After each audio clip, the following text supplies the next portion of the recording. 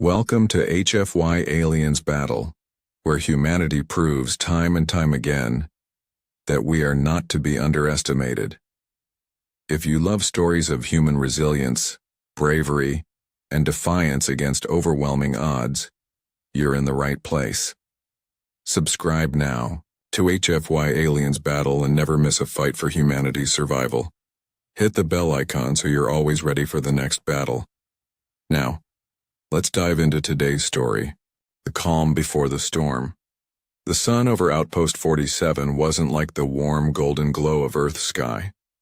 Instead, it was a distant dying star, a dull red ember barely strong enough to light the barren landscape.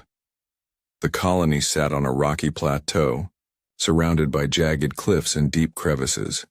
To outsiders, it looked desolate, forgotten. To the colonists, it was home. For the past 20 years, humans had worked the mines beneath the surface, extracting rare minerals that fueled the vast industries of the core worlds.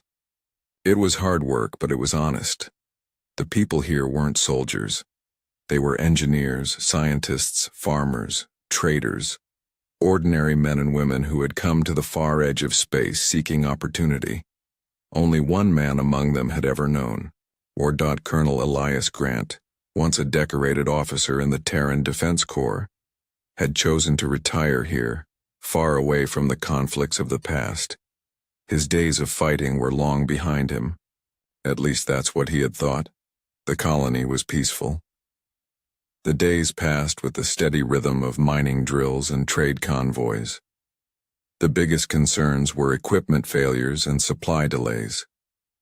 But peace was a fragile thing, and today, it was about to shatter.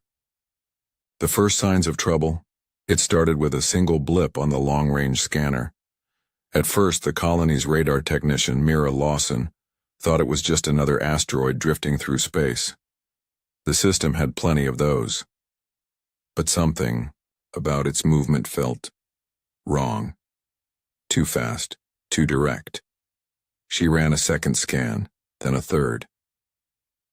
Her stomach tightened. The blip wasn't alone. "Colonel Grant," she called, her voice tense. "You need to see this." Grant had been in the middle of his morning routine, black coffee, a quiet walk around the perimeter, watching the horizon like an old habit he could never break. But when he heard the urgency in Mira's voice, he set the cup down and headed for the control center. The moment he saw the screen, he knew. Multiple unidentified vessels inbound. Estimated time to contact, 6 hours. The room fell silent. "Could be a trade convoy," someone muttered. "Or maybe pirates." But Grant knew better. He had spent decades fighting wars on the fringes of space. He had seen this exact formation before. "That's not a trade convoy," he said grimly. "That's an invasion force." A cold wave of fear washed over the room. The colony had no warships, no military defenses. Just a few security drones and mining tools. "What do we do?" Mira asked, her voice barely above a whisper. Grant clenched his jaw. There was only one option. We prepare to fight. The enemy revealed. The 6 hours passed too quickly. Every colonist was glued to the sky, watching as the first ships broke through the upper atmosphere. The vessels were massive, sleek, black behemoths that blotted out the stars. They moved with eerie precision, forming a blockade around the colony like a tightening noose. Then, a message came through.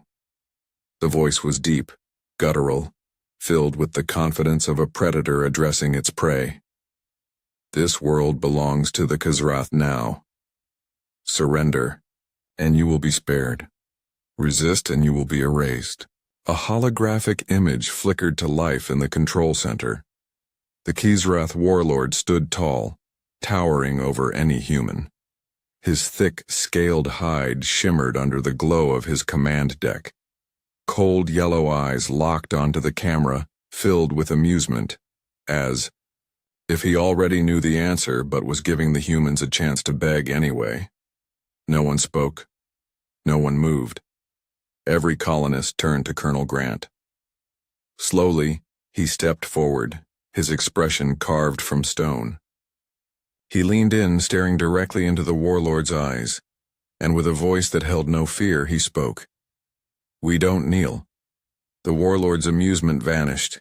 His slit-pupiled eyes narrowed. "Then you will burn." The transmission cut. Outside, the alien ships began their descent. The battle for Outpost 47 had begun, turning miners into warriors. The moment the transmission ended, Colonel Grant turned to the crowd of colonists gathered in the control center. Their faces were pale, their hands trembling. These people weren't soldiers. They had never seen war. But that didn't matter anymore. "If we wait for them to strike first, we're dead," Grant said, his voice steady. "We don't have warships, we don't have an army. But we have something better. Our minds, our hands, and our will. If we fight smart, we make them bleed. If we make them bleed, we make them think twice." He let that sink in. No one spoke. No one moved. But then Mira stepped forward, squaring her shoulders. "What do you need us to do?" Grant nodded. That was all he needed to hear. "Engineers, I need traps. We turn this colony into a fortress. Weak points in the terrain, choke points, anything that can be used against them. Set up barricades, collapse tunnels, make them fight for every inch." The engineers nodded and rushed off. "Miners, you know the tunnels better than anyone. We need explosives, anything that can be rigged for controlled detonations. We'll use the mines against them." The foreman, a burly man named Jonas Pike, grunted. "We've got enough charges to take down a mountain. We'll make it work. Farmers, traders, anyone who can hold a weapon, we arm you with whatever we've got. Mining lasers, welding torches, repurposed tools, anything that can punch through armor." A murmur ran through the group. Fear, uncertainty. Then an old woman, Margaret Henshaw, who had run the colony's food supply for over a decade, stepped forward. She was pushing 70, but her hands were steady as she picked up a modified mining rifle. "If this is our home," she said, "then we fight for it." The fear in the room didn't disappear, but something else took its place. Determination. Colonel Grant looked at them all, one final time. These weren't soldiers. But by the time the Kizrath landed, they would be warriors. The first wave. The ground trembled as the Kizrath dropships slammed into the rocky terrain outside the colony. Their hulls hissed as they cooled from re-entry, steam rising like ghosts in the dim red light of the fading sun. Then, the hatches opened. The first wave of invaders poured out, hulking reptilian warriors in segmented black armor, their eyes gleaming with cruel anticipation. They moved with confidence, their weapons raised, expecting no resistance. They were wrong. The moment the first Kizrath warrior stepped forward, the ground beneath him collapsed. A hidden shaft, one of the colony's old mining tunnels, swallowed him whole. His guttural scream was cut short by the jagged rocks below. Then the real fight began. From behind makeshift barricades, the colonists opened fire. Mining lasers burned through armor. Plasma cutters, originally designed for slicing through metal, cut down the enemy just as easily. Crude explosives, improvised from mining charges, detonated in controlled bursts, turning the battlefield into a storm of fire and shrapnel. The Kizrath snarled in surprise. This was not the helpless slaughter they had anticipated. They had underestimated humanity. Colonel Grant stood at the front lines, his old rifle steady in his hands. His voice cut through the chaos, barking orders, keeping the colonists moving, fighting, surviving. "Hold your positions," he roared. "Don't let them break through." For the first time in their long history of conquest, the Kizrath hesitated. They had expected fear. Instead, they found defiance. And for the first time, they realized this would not be an easy victory.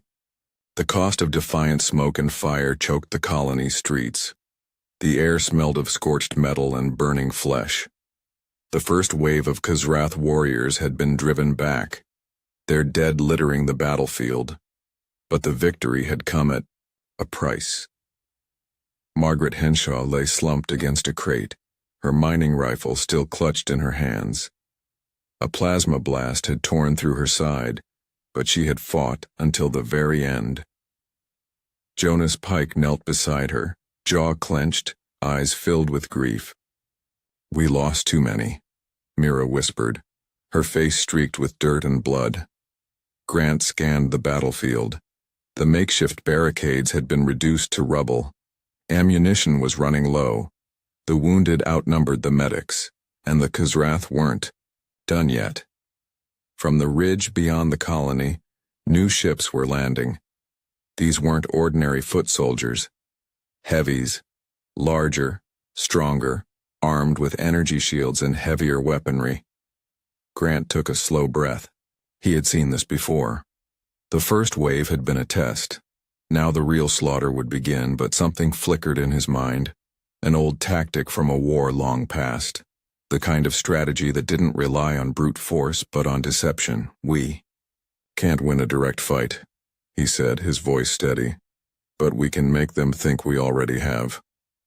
Mira frowned. "What do you mean?" "We set a trap."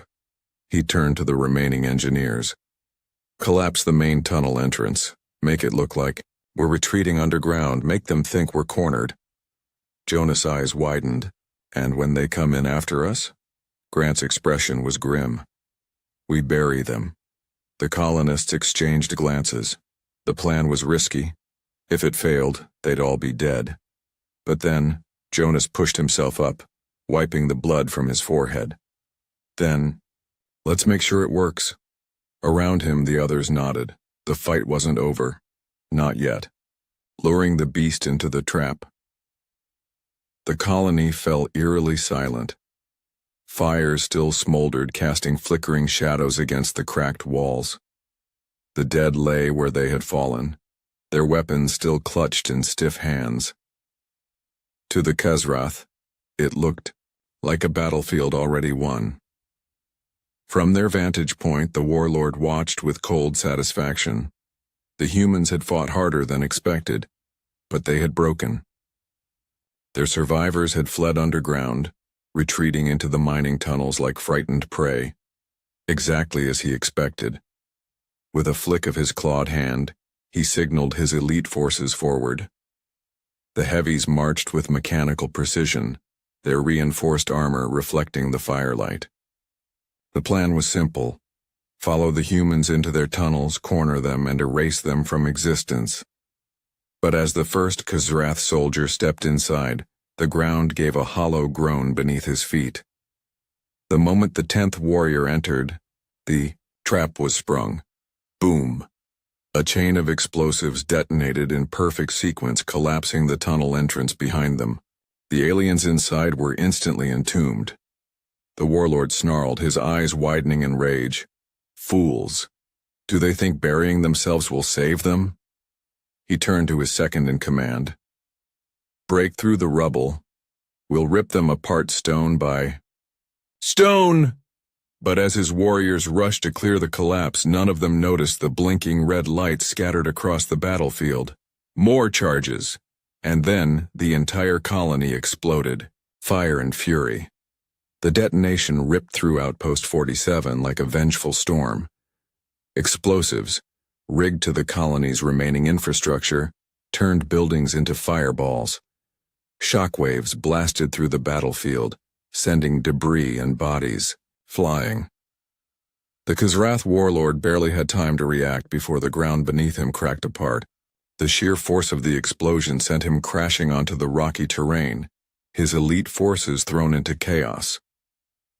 What had once been a battlefield was now a graveyard, but the humans weren't buried. From the hidden side tunnels, routes only the colonists knew, Grant and his people emerged, weapons ready. Their faces were streaked with soot and blood, their bodies battered, but their eyes burned with something the Khazrath had never understood: rage, determination, survival. Grant didn't waste time. Hit them now, while they're scattered. The colonists surged forward. Mining lasers carved through the dazed alien warriors. Plasma cutters tore through armor. The Khazrath, once so sure of their victory, were now fighting just to survive. Die! Warlord roared in fury, rising to his feet. His golden eyes locked onto Grant. You think this changes anything, human? Grant leveled his rifle at the towering alien. His voice was calm. It already has. Then, he pulled the trigger. The warlord staggered back, a smoking hole in his chest. He snarled, reaching for his weapon. Boom! Another explosion, this time right beneath his feet. The final set of charges, timed perfectly. The warlord vanished, in a fireball, and with him the last hope of Khazrath victory burned to ash. The aftermath of battle. The battlefield fell silent. The fire still burned, casting an eerie glow over the shattered colony. Smoke curled into the sky, carrying the scent of scorched metal and alien blood. The Khazrath were defeated. Their ships lay in ruins, their warriors slain. The few survivors, wounded and disoriented, stumbled back toward their remaining shuttles, desperate to escape. But the humans stood tall. Mira lowered her weapon, her hands shaking from exhaustion. Jonas wiped blood from his face, scanning the battlefield for survivors. Grant exhaled slowly, his rifle still warm in his grip. They had done the impossible. Outpost 47 had stood against an empire and won, but at a cost. Bodies of colonists lay among the wreckage. Friends, family, brave souls who had fought with nothing but mining tools and sheer determination. Margaret, Henshaw, gone. Half the engineering crew, gone. They had survived, but survival always had a price. Mira turned to Grant. What now? He looked at the ruins of their home. The colony was barely standing, but the people were still here. And that meant they weren't done. We rebuild, he said. And if the Khazrath come back? Jonas cracked a grim smile. Then we show them why humans never surrender. Above them, the first hints of dawn broke through the smoke-filled sky. Outpost 47 still stood, and so did humanity. A message to the stars. As the sun rose over the wreckage of Outpost 47, the remaining colonists gathered in the control center. The communications array was barely operational, its circuits fried from the battle, but it would be enough. Mira adjusted, the signal clearing the static. We're live. Grant stepped forward. His uniform was torn, his body bruised, but his voice was steady. He looked into the transmitter, knowing that on the other end human colonies across the galaxy would be listening. This is Colonel James Grant of Outpost 47, he began. We were attacked by the Khazrath Empire. They thought we would fall. They thought we would kneel. He took a breath. They were wrong. A murmur ran through the colonists, quiet but filled with pride. We are still here. We fought and we won. And if they come again, we'll be ready. His eyes hardened. So let this message be heard across the stars. Humanity does not break. Humanity does not surrender. And if you come for us, be ready to pay the price. Mira nodded and ended the transmission. For a long moment there was silence. Then Jonas chuckled, shaking his head. Think they got the message? Grant looked at the burning wreckage of the alien ships, the battered but standing colony, and the unyielding faces of his people. Oh, they got it, he said. Far beyond the stars, in the war chambers of the Khazrath Empire, a warning signal blinked to life. The humans had sent a message, and the galaxy would never forget it. The end.